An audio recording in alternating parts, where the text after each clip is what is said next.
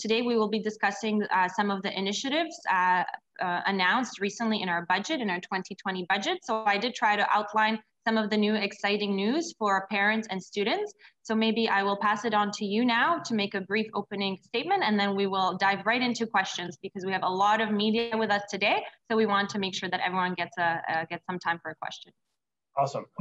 Thank you very much, Natalia. I really appreciate you joining me and sort of co-hosting this opportunity to speak directly with Ontario's ethnocultural leaders and outline some of the positive actions we took in our budget to make life affordable, to improve education quality, and really to ensure the safety of our students.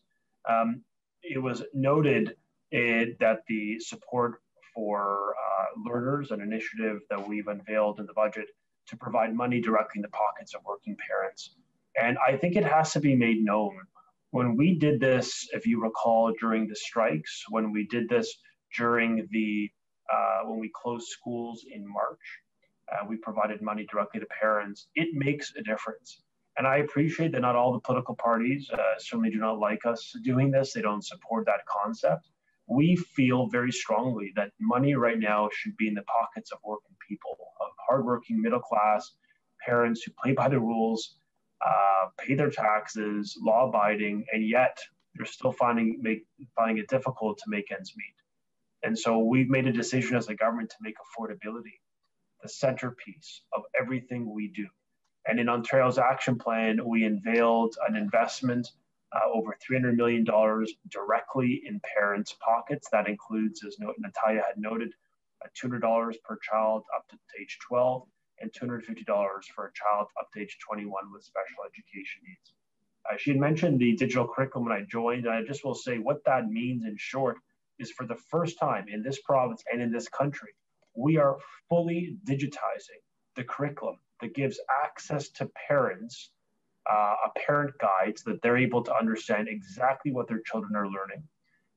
A digital curriculum for the children that is more user-friendly for students, and an updated guide for teachers so that we, for the first time, digitize, modernize, and streamline the way curriculum is being developed in Ontario to make sure it's more accessible and ultimately it's more understood to the students of this province. This is a pretty important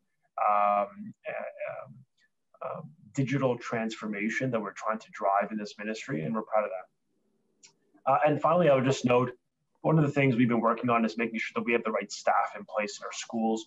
A big concern for me remains that there's not enough access to supply teachers, because as you could appreciate, people are taking more time off, or they have to quarantine, they have to take a couple of days to wait for the test, whatever the circumstance. Understandably, more people at work are having to take some time off. In our schools, that's no different. With our teachers and EAs, a lot of them are taking sick days, as you could appreciate during COVID. And so the impact of that is that we don't have always access, the school boards don't have access to supply teachers. Since July, we've been working with the Ontario Teachers Federation, but really for the past 2 months, we have really been working with them to make it clear that we need to see some flexibility to hire retired teachers who are willing to come back to work within our schools. And most regrettably, for 2 months, we have faced obstacles by the teacher unions to allow us to extend the amount of days a retired teacher can work beyond what is 50 days today to 95 days as we proposed, which will allow voluntarily teachers who want to come back to work beyond 50 days, which will help us immediately reduce the backlog, ensure that there's always a teacher in the front of your class. I will not defend an example where an EA had to go watch the class. I want a teacher. I want a qualified teacher that understands the curriculum, because that's what your children deserve. There should not be obstacles to hiring qualified people in the middle of a pandemic. So we've made the case, asked them to make this case. We're working with them. We have been for months in good faith. And now, more publicly, we're saying, look, you have an opportunity, the teacher federations, the unions, you have an opportunity to work with us to help solve a crisis that is real right now, which is in staffing. Help us in a one-time time-limited, unprecedented request of 95 days. It ends in June. We're not trying to carry this over into next year. A one-time response to a once-in-a-century pandemic seems reasonable to me, to parents, to students. And we're now calling on them publicly to be part of a solution and to work with us. Obviously, we scrapped Regulation 274, which allows principals to hire quickly. That's going to help. But we also have an issue of supply teachers, which our retired teachers could help. So we're trying to get young teachers in the system. We're trying to get retirees, anyone and everyone. We need them back, and we need them to be part of the solution. But we also need our unions to work with us in this respect, because we just can't do it alone. So we've been working on a lot the past weeks. Our priority, of course, remains safety of kids, and we have more to invest in the context of building up our safe school plan from COVID-19. We've got another $380 million we'll be unveiling shortly to put that money to work to keep our schools safe. And we really have been, our students have remained safe. We have, according to the Chief Medical Officer of Health, a great sense of success in keeping COVID out of our schools. Outbreaks are down. And as they say, it has been a very safe space to be in the province. And we're proud of that. We're proud of the work of our teachers, our nurses, and our doctors, our administrators and parents, everyone doing their part, obviously supported by our medically approved plan to reopen. So with that, I'll turn it back to you for questions. And I really appreciate this opportunity to join you today. Thank you, Minister. I must admit, you have provided a lot of great information, some of which is also new to me. So thank you. I do appreciate that. It's always great to listen and learn from one of our most active ministers. And so without further ado, I'd like to pass it on to Rupinder Chaham from PTC Punjabi. And we will begin with one question per media channel. And then if we have more time, we can try for a second one. But for now, let's start with just one question, please. Rupinder. Yeah, thank you, Minister. As you mentioned about that Ontario government is planning to digitize curriculum, hiring teachers, and giving direct payment in the pocket of the parents. Apart from this, how Ontario government is planning to spend this education budget during this difficult time to ensure children and students have the skills and knowledge they need to reach their full potential and achieve lifelong success? Yeah, we are very committed to helping young people get access to good paying jobs. My priority is to make sure that when a student goes through the journey of learning, they can get to post-secondary education and get a good paying job. There are too many young people today, respectfully, but Natalia and my age, younger, older, people who worked hard, they went to school, but they can't get a job. They can't afford a home. They can't aspire to achieve the dream that this country represents and what brought my parents here. And if I recall from my time speaking to Natalia, her personally here, among many others. And so, we have to never forget that that opportunity society that I think we need to rebuild in this province after 15 years of the Liberals, where I think a lot of young people just gave up hope. And we're in the business of creating that hope, that opportunity, the pathway for success. How we're going to do it is making Ontario a STEM global leader, a science, technology, engineering, and math leader in the context of advancing that knowledge. We are a leader in online learning, providing that as a credible option to keep kids engaged in learning, even if they're home because of whatever circumstance in their family and their households. And we're also making a big difference in ensuring that curriculum is relevant to the job market. I mean, it took till I had to unveil a new math curriculum in 2020 for the first time this September, this past September, 2 months ago. Students are learning about financial literacy for the first time in elementary school. First time they're learning about coding now in grade 1, because that's the year we put it. It started in grade 1 right through grade 8, is under our PC government. And the question is, why did it take so long? And it's a fair question. And I know why so many parents get frustrated that their kids go through school and yet they can't get a job. Well, I can tell you why. It's not their fault. It's the system's fault. We do not have a curriculum that is aligned with the needs and skills of our economy today or in the future. And we are changing that.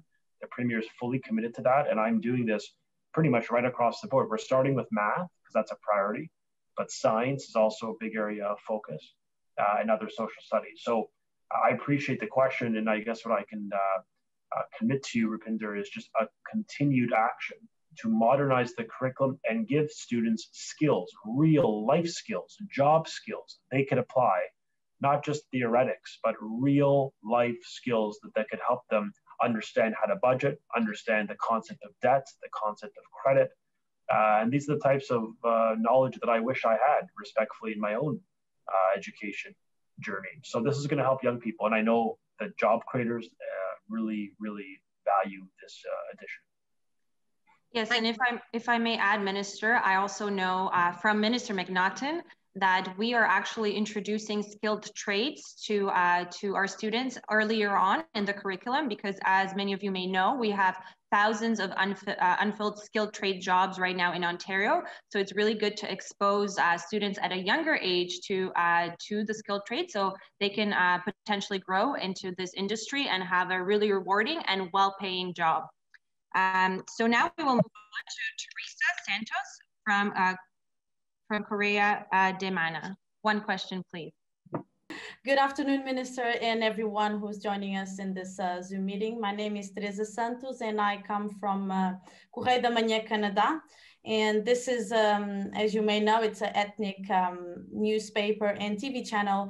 And our aim is to guide our Portuguese, mainly Portuguese and Canadian Portuguese community. So my question for you today is, how are foreign language programs for schools in immigrant districts being considered in this pandemic stage? Yeah, thank you, Teresa, for the question.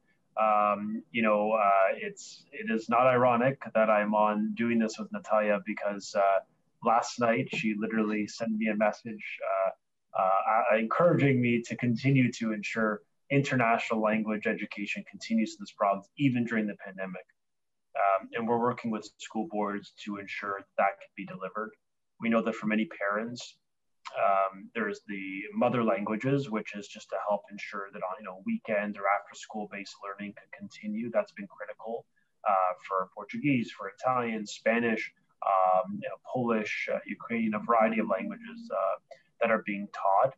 Then there's also a program that is continuing, which is English as a second language, ESL programs, community-based programs for immigrants, to make sure that they could learn either English or French and help integrate into our economy, in our society. That is really important, especially during the pandemic, and that's continuing. So this has been something that we care about, because we know for many young people, many new Canadians, for their children, this is the way that their kids are going to learn.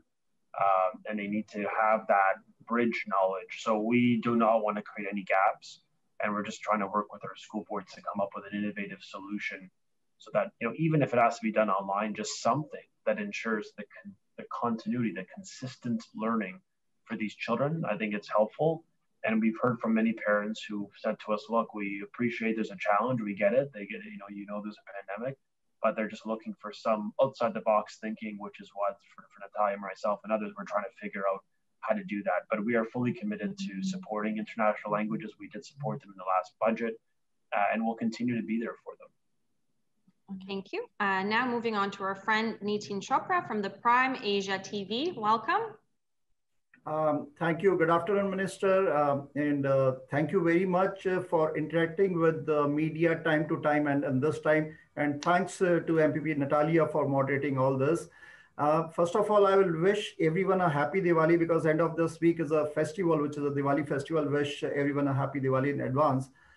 Minister, my question is, first question, I have two parts of that. Number one is, in Peel region, we know that's already in a red zone, and next zone is a gray zone, which is a lockdown zone. So what about the Peel district school boards? Is there any talk going on to close the schools if the number goes high? Because many parents are talking about this. They need to know about this.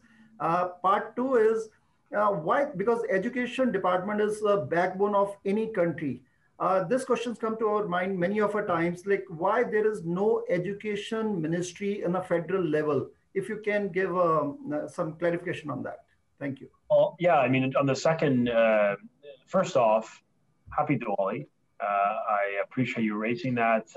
It is a beautiful festival of light. And I think right now, I'm a Roman Catholic Italian, but, I think right now we're all believers in the concept of light over darkness, and I think good over evil. And I think the festival really reminds us about the incredible power of the human condition to do good. And I think right now we see a lot of people doing good, a lot of people stepping up and inspiring us. So I think it's important we all celebrate Diwali this year. We're going to make it a statutory holiday, Nitin, okay? Just don't tell the Premier I just came up with that. Anyway, but it's an important event. It's an important celebration. I think that all Canadians will join in. In the context of the federal government and education, yes, some ministries, some governments in the world will have federal ministers. In France, for example, the United Kingdom has a secretary. But in Canada, it's largely premised on just the constitutional division of powers. Education has always been an exclusive provincial jurisdiction, which is the federal government doesn't have a minister responsible. And that's generally the history. So the power has been devolved to the provinces, and the 10 provinces and territories build up their own programs. That's the context. I'm not petitioning for a federal minister. I don't want them respectfully, not just Prime Minister Trudeau. I don't want any federal government intervening in provincial jurisdiction. But I will just say we have a group called CMEC, the Canadian Ministers of Education Council. I take a leadership role in the Canadian Ministers of Education Council. We bring them together often, facilitate discussion. I've done it numerous times because of, to your point, without a federal minister, we have to sort of take our own initiative. And we have. We've been meeting throughout the pandemic every month or two of all ministers across Canada. I've even joined them when I was first appointed, met them in person and hosted discussions with them on areas of shared priority. So this has been a useful exercise, but in the absence of a federal minister, we're going to just step up ourselves as ministers in the provinces. In the context of Peel, I just want to read what Dr. Lawrence Lowe said, because I thought it was really interesting. And I happen to have the code near me, so I'm going to read it because you asked a question about what's happening there. The transmission rates are rising. It's a challenge in Peel. It has been for some time. But what's happening in our schools is very different than what's happening in the community. And don't listen to me. Let's just listen to Dr. Lowe here, because I think his opinion is much more compelling than mine. In fact, Natalia's opinion also, if she wants to build on this from her own medical perspective as a frontline nurse, then please do. But this is Dr. Lowe's quote. I would give it, as long as our recommendations are specifically followed around distancing, around masking, around really trying to ensure the precautions put in place are done there. I think one of the reasons why we've had such success so far is not seeing onward transmission in schools, because a lot of these precautions have been followed in addition to cohorting, automatic dismissal, all these other steps that are meant to keep classes safe. I know there are a lot of folks out there that are advancing, certain decisions, but ultimately we provide our recommendations around the precautions that need to be taken. It is our school board partners who are making decisions as to how they will implement those in terms of their operations. And it's interesting that when posed the question about transmission and success, she said, the reasons why we've had such success is because of not seeing transmission in schools, is because these precautions have been followed. And I think that's a great case study. In Peel, the rate of transmission in our schools does not reflect what's happening in our community transmission. We have 9% of students, 99% of staff have never had a case of COVID. 87% of schools have never had COVID within it. So we've really had a very low level of transmission. I mean, in Quebec, they have 3,000 schools. They have well over 1.2 million children. And yet they have, if I'm not mistaken, last I checked, well over 6,000 cases of COVID. We cumulatively, if you add them all up,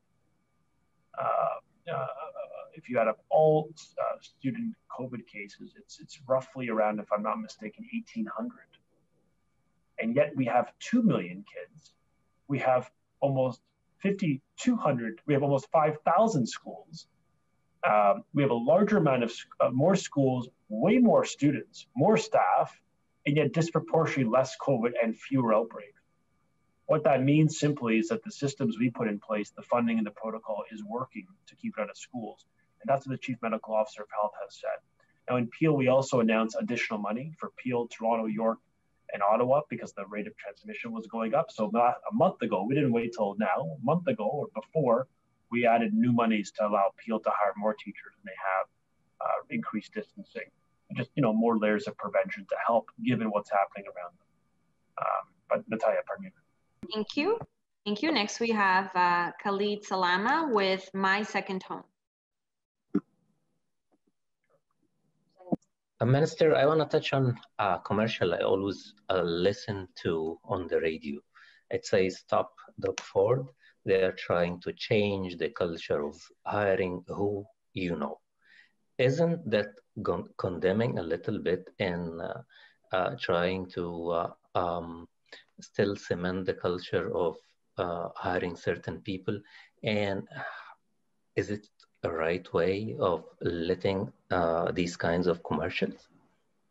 The teacher unions of this province, in the middle of a pandemic, in the middle of a recession, I think it is helpful and constructive to take out an advertising campaign to attack the government for ensuring that teachers are promoted and hired based on qualification. You almost can't make it up, Khalid, but yes, this is precisely what is happening. I would love to know the answer from them as to why they think it is helpful when parents are focused on the safety and the quality of their children's learning. The unions would fight against something that the Ontario Principals Council, the Ontario Catholic Principals Council, both associations have fully endorsed. The Public School Board Association and the Catholic School Board Association and the French Language and French Catholic School Board Association, all four of them have come out to fully endorse. The Ontario Catholic Parents Association and the Ontario Public Parents Association have come out to fully, and I mean not a full out endorsement, 100%. They strongly support the proposal. The only authority in the province of Ontario, the only stakeholder in the entire province to oppose this change are the unions, because we're for the first time saying that the decision to guide hiring ought to be based on the qualification of the candidate, not on their seniority in a union. That is really offensive to a union president. It's common sense to the rest of us. So I am proud to have unveiled it. I feel so committed to ensuring quality. And I cannot speak to why they think this is constructive in the middle of this pandemic. But I'm not surprised to hear their opposition because they've opposed this from day one. But parents are excited. And actually, I think they appreciate that the government is prepared to be bold, to stand up to them, to fight for quality. And I think that's exactly what we're here to do. We're not here again to, go along to get along just because it may make the union presidents uncomfortable. I'm here to do what's right for your kids. And I think it is a no-brainer. Hiring should be based on qualification. If you have the right experience, knowledge, and competency to teach a course, a specialized course, I want the right person, full stop. I don't care how long you've been in a union. That is not instructive of quality or ability. So we're moving forward. We've already eliminated the regulation. And I just hope that the unions will sort of read the room. We're in the pandemic. We have unemployment. We have a major economic challenge in the global economy. And they're talking about, preserving a system that worked well for them. I just think it's a bit out of touch and really unfair to taxpayers who are working harder and taking home less, and really feel that it's just an unfair system of hiring. In the real world, if you don't show up, you don't do a good job, you don't get a promotion, you don't get the job in the first place. So I think that realism has to set in a bit for the unions. But I'll just say this, the Premier always says he differentiates between the members and the leaders. At the end of the day, I've got to tell you, if you can believe it, a lot of school teachers have told me and members of the caucus privately, they strongly support our decision. They actually, and I'm telling you, I would not say it if I didn't have that, someone didn't share that with me. Many educators have said you've done the right thing. It may not be easy, but it's the right thing to do because they'll say, I'm a good teacher, and I want the system to retain good teachers. I don't want you to retain maybe not the greatest ones. So the quality teachers recognize this is a way to incentivize the right people to stay in the system. And I think that makes a lot of sense. So it's actually good to hear that a lot of educators have celebrated this move quietly. They could never say publicly, of course, but it's good to hear that people out there recognize that the change is positive. Thank you. And I can certainly echo that I've been hearing some quiet positive feedback on this specific change in the regulation. So being cognizant of time, we have covered a vast area of topics today. So this will unfortunately have to be our last question, coming from Antonio Grigori with TLN. And I just wanted to say, if there are any further questions, please email Shannon, and I will spell out her email at the conclusion of this panel. So if we can please have Antonio ask his final question. Hi, Antonio Giorgi here. How are you? Hi there. Hi, Minister. I would like for you to give us some more details about the financial aid for families. How does it work? How can we explain to our viewers how this aid works? We are providing money directly in the pockets of parents who have really worked so hard during the pandemic, and I think they need a bit of help. And the Premier of Ontario and I believe it's the right thing to do. So in the next 2 weeks, we'll be launching a website where parents could apply. It is direct deposit. So you sign up and the money gets deposited directly in your bank account, like we did with the last time we gave monies in the spring when we sent the children home. It's $200 for every child up to age 12, and $250 for every child up to age 21 who has special education needs. We'll launch the website shortly. It is easy to sign up. It literally takes 2 minutes. The money gets deposited usually within 2 weeks directly into the pocket, directly into the bank account for electronic sign up. And it's easy, it's seamless, and it's just our way of acknowledging the costs on parents and trying to make life a bit more affordable for you as we get through this pandemic. Thank you very much. So I do want to apologize to the media members that did not have an opportunity to ask a question today. We'll take a note of that, and next time we'll rearrange the order.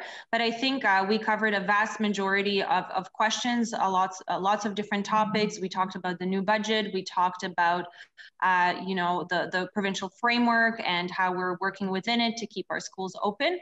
So I'd like to thank all of you once again for your ongoing partnership in this dialogue as we move forward throughout the second wave of this pandemic. Thank you for all of your support in delivering the government's message in the many different languages to make sure that Ontarians receive the information in the language that they're most comfortable in. So thank you very much for your time today. If there are any additional questions, please email Shannon and she will be able to direct you. Thank you, Minister, for your time. I know you're very busy, but I know you always find the time to answer important questions that our media partners have. Have a good day, everyone. Thank you. Have a great day. Shukran, shukriya, everyone. Thank you. Thank you.